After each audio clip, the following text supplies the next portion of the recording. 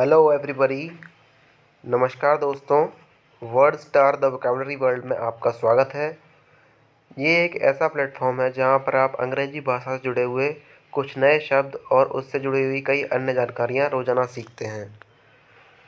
तो सबसे पहले हमें देखना है कि आज के सेशन में हमें क्या क्या सीखना है। ओके, तो सबसे पहले हमें क्या है कि अंग्रेजी भाषा के 5 शब्दों को सीखना है, उनको रिवाइज़ करना है, उनसे बनने वाले सेंटेंसेस या वाक्यों को पढ़ना है, उनके हिंदी अनुवाद के बारे में सीखना है और उनसे जुड़ी हुई एक्सरसाइज या अभ्यास को करना है। और एक क्वेश्चनर रहता है जिसमें आपने अपने आंसर्स देने हैं और उसको सॉल्व करना है। लास्ट में हमारा वर्ड ऑफ द डे है जो कि हमारे आज के सेशन का आपकी वोकैबुलरी के लिए एक प्लस पॉइंट है, जिसको आपने अपनी वोकैबुलरी में ऐड करना है। ये सिंगल वर्ड एक यूनिक वर्ड रहेगा, जिसको आपने अपनी वोकैबुलरी में ऐड करना है। तो चलिए शुरू करते हैं। सबसे पहला जो वर्ड है हमारा एब्स्टेनर है। एब्स्टेनर का जो हिंदी अनुवाद है वो है परहेजगार या शराब से परहेजी, मतलब जो शराब पीते नहीं है। परहेजगार का मतलब होता है कोई काम ना करना, परहेज करना उस काम से। तो पहला सेंटेंस है the addict understands that life would be better as an abstainer. जो व्यसनी व्यक्ति है, एडिक्ट का मतलब होता है व्यसनी। व्यसनी मतलब ऐसा व्यक्ति जो एक काम को हद से ज़्यादा करता है। ठीक, तो जो व्यसनी व्यक्ति है वो जानता है या समझता है that life would be better as an abstainer. वह समझता है और जानता है, समझता है या जानता है कि उसका जीवन बेटर मतलब अच्छा हो जाएगा एक परहेजगार के रूप में। मतलब एक व्यसनी व्यक्ति जानता है कि अगर वो परहेज करे तो वह उसकी जो जीवन है वो बेटर हो जाएगा, अच्छा हो जाएगा। ठीक, एक व्यसनी व्यक्ति समझता है या जानता है कि उसका जीवन एक थोड़ा अच्छा हो जाएगा अगर वह परहेज करे या परहेजगार बन जाए। दूसरा सेंटेंस है abstainer. Abstainer groups generally have no mental disorders. परहेज करने वाले समूह मतलब ऐसे लोग जो परहेजगार हैं, मतलब जो व्यसनी चीज़ों से दूर रहते हैं। जनरली मतलब ज़्यादातर, जनरली मतलब normally, have no mental disorder मतलब ऐसे लोग जो परहेजगार हैं उनको कोई मानसिक डिसऑर्डर मीन्स मानसिक परेशानी नहीं होती हैं। डिसऑर्डर मतलब मानसिक व्याधियाँ नहीं होती हैं। It's proven that abstainer persons always have a kind heart. यह सिद्ध हो चुका है कि परहेजगार व्यक्ति जो होते हैं, जो एब्स्टेनर लोग होते हैं, परहेजगार व्यक्ति होते हैं, वो हमेशा एक दयालु हृदय के होते हैं। यह सिद्ध हो चुका है कि परहेजगार लोग हमेशा दयालु हृदय के होते हैं। An abstainer is always prone to get into alcoholism. एक परहेजगार व्यक्ति हमेशा शराब का शिकार होता है। एक परहेजगार व्यक्ति हमेशा शराब का शिकार हो जाता है। लास्ट है ही वॉज एन एब्स्टेनर। वह एक परहेजगार था, परहेजगार था, वह एक परहेजगार था। ठीक, नेक्स्ट जो वर्ड है हमारा, वर्ड नंबर सेकंड है एब्स्ट्रैक्ट। एब्स्ट्रैक्ट का जो हिंदी अनुवाद है वो है संक्षिप्तीकरण या संक्षेप या दुनिया से अलग। तो पहला सेंटेंस है हे आई लाइक एब्स्ट्रैक्ट आर्ट। अरे मुझे संक्षिप्त कला या दुनिया से अलग कला पसंद आती है। मैं दुनिया से अलग या संक्षिप्त कला को पसंद करता हूँ। नेक्स्ट है शी रिटन एन एब्स्ट्रैक्ट। उसने एक संक्षिप्त या सार लिखा, संक्षिप्त लेख या सार लिखा। नेक्स्ट है I was awarded for that abstract. मुझे उस एब्स्ट्रैक्ट मतलब उस सार या संक्षिप्त लेख के लिए प्रोत्साहित किया गया। नेक्स्ट है Sanjay was abstracted from the world. Sanjay को संसार से अलग कर दिया गया था। नेक्स्ट है the abstract was most famous. वह संक्षिप्त लेख या सार बहुत प्रसिद्ध हुआ था। वह संक्षिप्त लेख या सार बहुत प्रसिद्ध था। नेक्स्ट जो वर्ड है हमारा एब्स्ट्रैक्शन है। एब्स्ट्रैक्शन का जो हिंदी अनुवाद है वो है सार, मतिहीनता, वास्तविकता से पृथक। अब आप कहेंगे कि एब्स्ट्रैक्शन और एब्स्ट्रैक्ट में क्या डिफरेंस है। एब्स्ट्रैक्ट का मतलब होता है सार और एब्स्ट्रैक्शन का मतलब होता है सार करना या संक्षिप्त करना। ठीक, तो पहला जो शब्द है वो है, पहला जो सेंटेंस है, third world is an abstraction, a form of short hand. तीसरी दुनिया एक अमूर्त रूप से आशुलिपि का एक रूप है।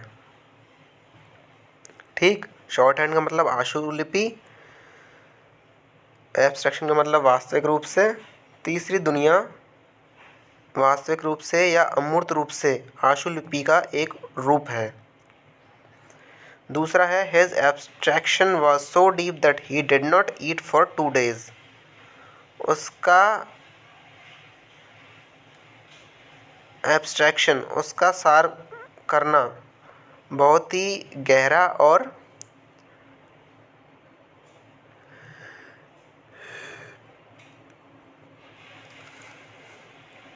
उसका सारीकरण या सार करना इतना गहरा था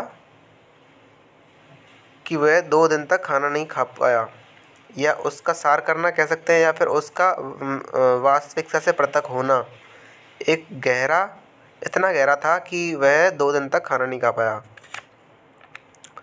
नेक्स्ट है such figures are too vast an abstraction. इस तरह के आंकड़े बहुत बड़े सार हैं या वास्तविकता से दूर हैं। इस तरह के आंकड़े बहुत ज़्यादा दूर हैं वास्तविकता से। नेक्स्ट है language operates at various levels of abstraction. भाषा जो अमूर्तता है उसके विभिन्न स्तरों के ऊपर काम करती है।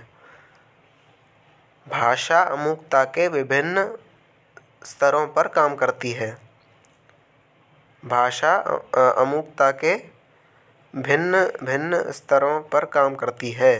अमूर्तता या वास्तविकता से पृथक होना एक ही बात होती है। नेक्स्ट जो वर्ड है, नेक्स्ट जो सेंटेंस है हमारा, the children are trying to get the abstraction. बच्चे सार करने का प्रयास कर रहे थे, नहीं कर रहे हैं। Children are trying to get the abstraction. बच्चे सार करने का प्रयास कर रहे हैं। नेक्स्ट जो हमारा वर्ड है एब्स्ट्रूज। एब्स्ट्रूज का जो हिंदी अनुवाद है अव्यक्त, जटिल या कठिन। पहला सेंटेंस है your statement is a bit too abstruse. तुम्हारा जो कथन है या तुम्हारा जो बयान है बहुत ही जटिल है या कठिन है। कठिन तो नहीं होगा लेकिन बहुत ही जटिल है कह सकते हैं। तुम्हारा बयान या तुम्हारा कथन बहुत ही जटिल है। Maths is a mix of abstruse theory and detailed calculations. जो गणित है वह जटिल सिद्धांतों और डिटेल्ड मतलब विस्तृत, जटिल सिद्धांतों और विस्तृत गणनाओं का मिक्सचर है।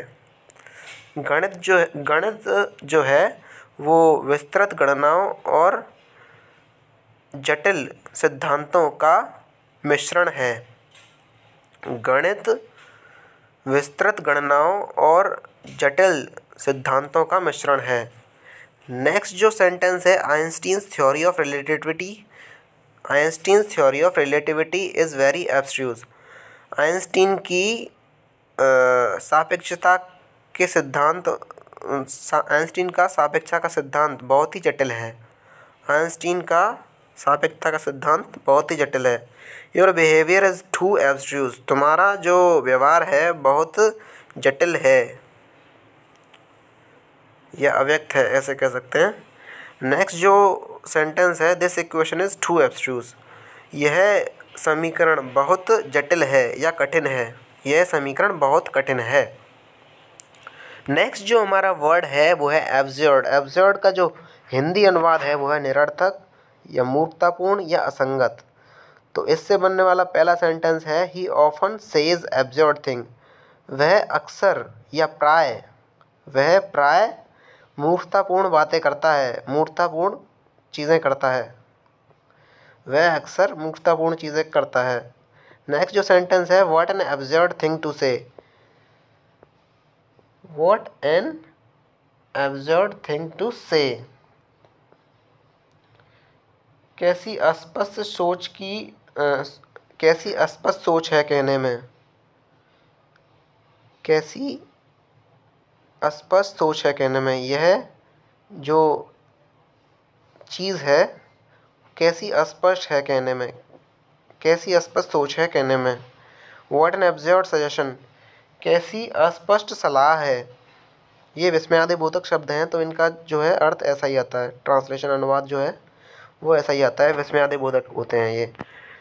तो नेक्स्ट जो सेंटेंस है, do I look absurd in this hat, क्या मैं इस टोपी के साथ मूर्खतापूर्ण लग रहा हूँ, क्या मैं इस टोपी के साथ मूर्खतापूर्ण लग रहा हूँ।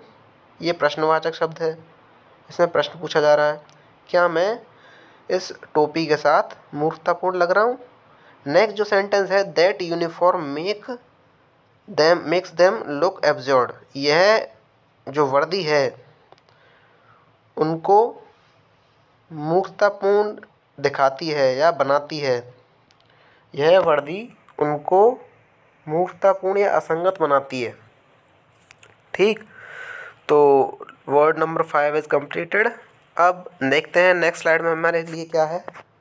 सबसे पहले अब यहाँ आ जाता है कि रिवीजन और एक्सरसाइज, मतलब जो भी वर्ड्स हमने अभी तक सीखे हैं उन सबको हमने रिवाइज करना है और उनसे जुड़ी एक्सरसाइज को करना है। एक्सरसाइज क्या है और रिवीजन कैसे होगा, चलिए शुरू करते हैं। पहला है वर्ड एब्स्ट्रूज। एब्स्ट्रूज का जो हिंदी अनुवाद है वो है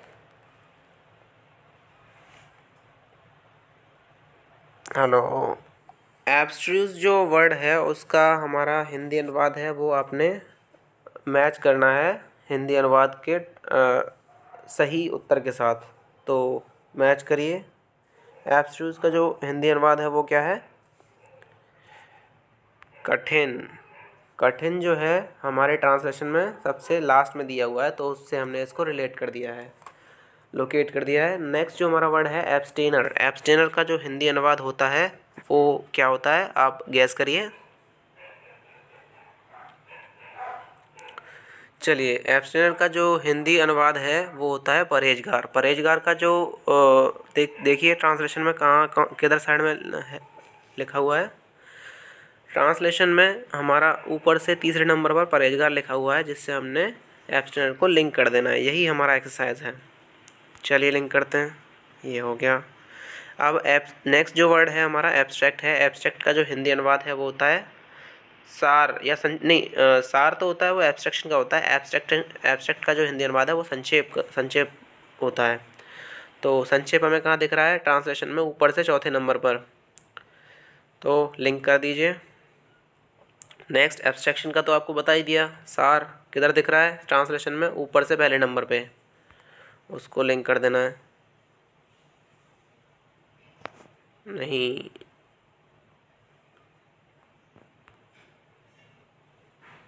अरे यार तुमने गलत कर दिया है इसको। अब जो एब्स्ट्रैक्शन है, एब्स्ट्रैक्शन का जो हिंदी अनुवाद होता है वो होता है सार, और एब्सर्ड का जो हिंदी अनुवाद है वो है असंगत। ठीक है, तो चलिए चलते हैं नेक्स्ट स्लाइड पे। नेक्स्ट स्लाइड पे क्या है, नेक्स्ट स्लाइड पे हमारा आज का क्वेश्चनर है। आज का क्वेश्चनर क्या कहता है, what is the Hindi meaning of operations. Operations का हिंदी अनुवाद क्या है वो आपने बताना है। पहला ऑप्शन है संचालन, दूसरा ऑप्शन है क्रिया, तीसरा ऑप्शन सी है बुरा, और लास्ट और अंतिम ऑप्शन है संलयन। आपने चारों ऑप्शंस में से एक सिंगल ऑप्शन को, करेक्ट ऑप्शन को पता करना है और उसको लर्न कर लेना है। ठीक है, अब लास्ट में जो हमारा है वो है वर्ड ऑफ द डे। आज का वर्ड ऑफ द डे क्या है? आज का वर्ड है टोम। टोम का जो हिंदी अनुवाद है वो होता है एक बड़ी या विद्वतापूर्ण पुस्तक। एक दूसरा अर्थ जो है वो मेरे लिए के अर्थ में भी आता है, लेकिन मेनली जो ऐसी बुक होती हैं जो हाईली हार्ड जो होती हैं, मतलब हार्ड इन द सेंस पढ़ने में काफ़ी कठिन होती हैं, उनको हम टोम कहते हैं। पढ़ने में कठिन है या वो ज़्यादा ही क्या कहते हैं, विजडम से जुड़ी हुई किताबें हैं, उनको हम टोम कहते हैं। तो जो टोम है वो उसको आपने आज की सेशन के लिए अपने वोकैबलरी में ऐड कर लेना है और उसको लर्न कर लेना है।